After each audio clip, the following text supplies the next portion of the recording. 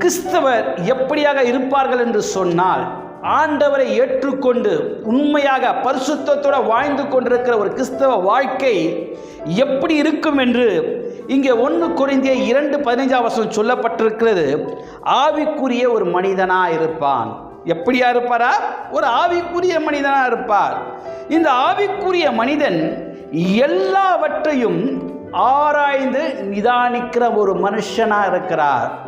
ஆனால் அதே சொல்லப்பட்டிருக்கிறது, ஆனாலும் அவன் மற்றவரால் ஆராய்ந்து நிதானிக்க முடியாது. மற்றவன் யார்?